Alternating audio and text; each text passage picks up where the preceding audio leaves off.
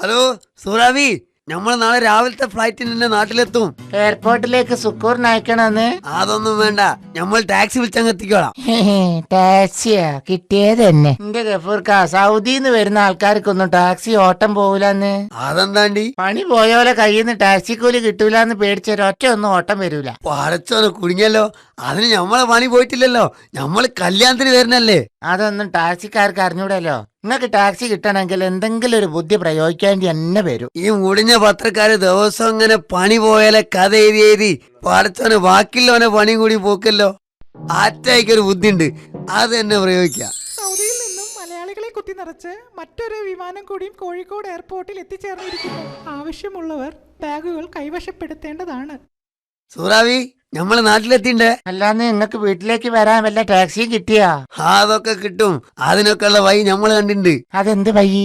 ഞമ്മള് പെട്ടിന്റെ മോള് വെണ്ടക്കാച്ചരത്തിൽ എഴുതി വെച്ചിട്ടുണ്ട്, പണി പോയതല്ല കല്യാണത്തിന് വരികയാണെന്ന്. അല്ലാന്റെ ഗഫൂർക്ക, നിങ്ങളെ ബുദ്ധി അപാരം തന്നെ.